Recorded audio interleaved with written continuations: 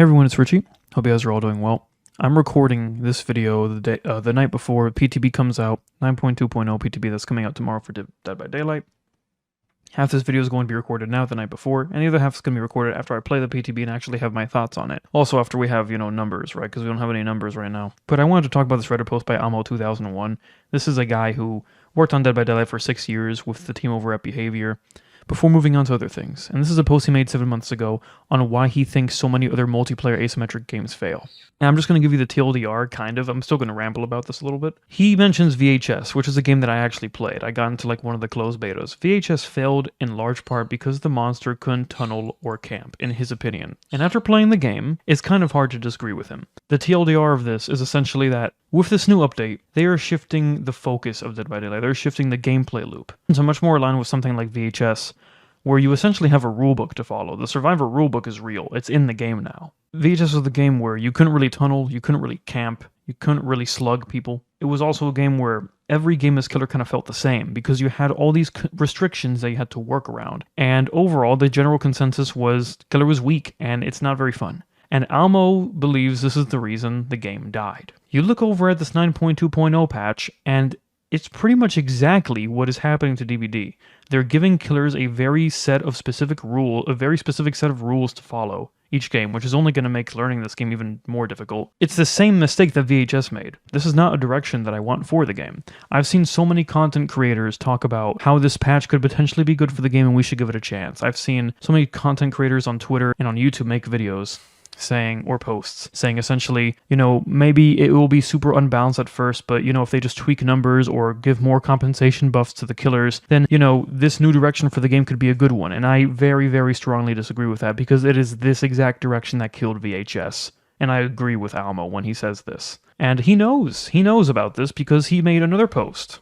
And again, he compares it to VHS. Again, we don't know the numbers for the patch yet at the time of me recording this. Of course, for the rest of the video, I will know the numbers, but I just wanted to get this out there. Maybe my opinion will change after playing the PTB tomorrow.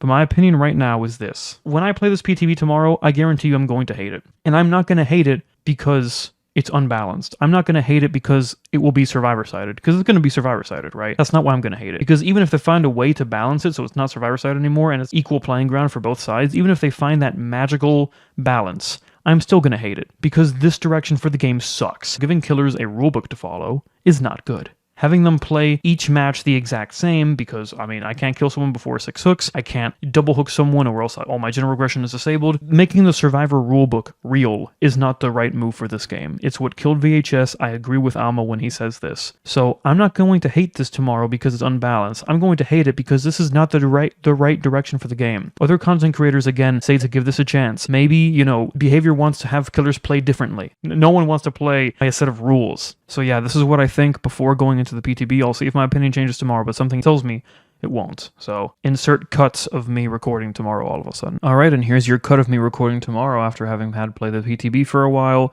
and after looking at these patch notes, let's go over some stuff. You see everything here on the unhook protection update? This is all actually fine. The hook status update, my thoughts on this are the same as before. I don't think this is a good idea personally. I don't see what it does to help tunneling.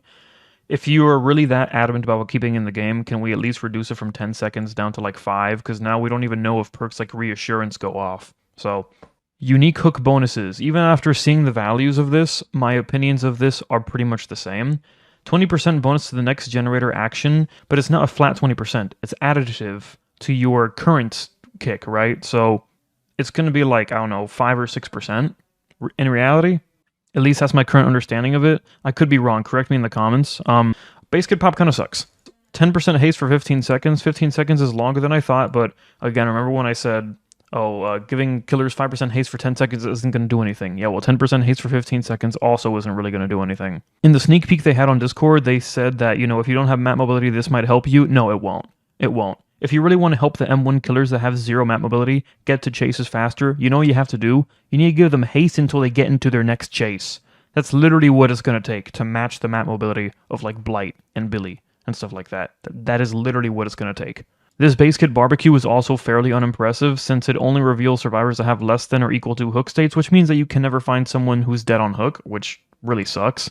They also nerfed this stuff for some of the better killers in the game, which again makes sense, but these changes aren't super impactful to begin with, and honestly, I like the idea of the unique hook bonuses, but these are not good. This is not going to help the vast majority of the killer roster. My thoughts on this are unchanged.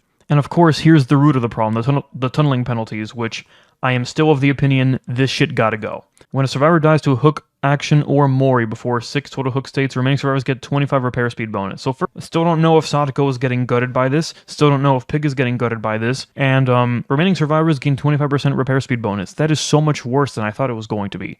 25% sounds like a lot, it probably is a lot, it's probably too much. And also, 6 total hook states is way, way, way too many hook states. This needs to be reduced down to 4. That would make it so that before I kill someone, I have to hook someone else at least once, which is fine. That accomplishes the anti-tunnel. 6 total hook states is just way too much. I need 2 people on death hook and a 3rd survivor hooked once. That's ridiculous. I shouldn't have to do that. But honestly, even if they reduce this 6 total hook state thing down to 4 like I'm suggesting, I still don't like it, because introducing a rulebook for killers to play by, again, as I said in the beginning of this video, is not a good direction for this game. And of course, this also extends to the second change, where if you double hook someone, if you kill someone who you hooked last, you just lose all your gen regression for the rest of the game. So again, the survivor rulebook is now law.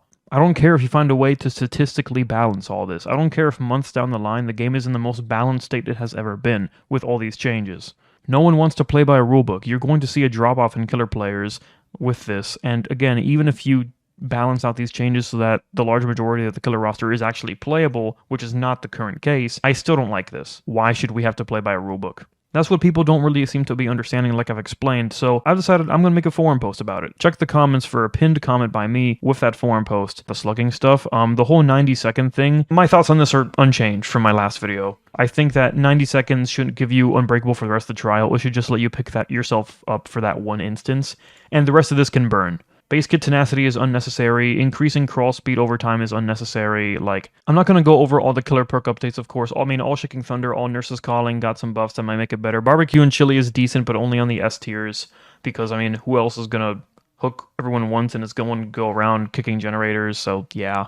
DMS got nerfed, Pain Res got nerfed to 12%, it was 20%, so yeah, rip that combo, I guess. Eruption got absolutely gutted down to 5% from 10%. This is a dead perk now. Ruin got buffed, so it's at 150% now from 100%, so maybe Ruin Undying meta is back, but I don't like relying on hexes, so yeah. And Pop also got nerfed since you have a portion of it base kit now, down to 15% from 20. It's probably still good though. But again, most killers cannot afford to be kicking generators in this day and age, so yeah.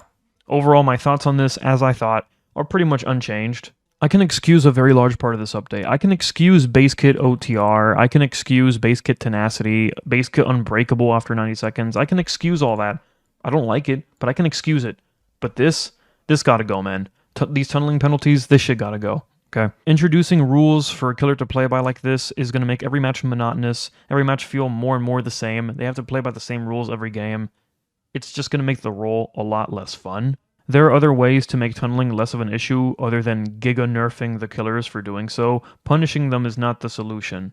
Unique hook bonuses are much more along the path of what is a viable solution for this. You should encourage the killer to hook multiple survivors, not nerf them for not doing so. Real quick, I know they added a new killer and a new power, and of course there's Myers changes. I'm not going to be talking about any of that shit in this video. I'm not going to be talking about the new killer because, frankly, I don't give a shit. And I'm not going to be talking about Myers because that's going to have its own dedicated video because I've been a Myers player for years now, very excited for the changes. My thoughts on the Myers rework is going to be its own dedicated video, so yeah. Just look out for that within the near future.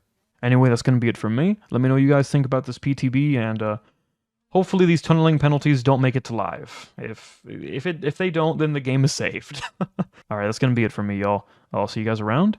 Take care, and have a lovely rest of your day.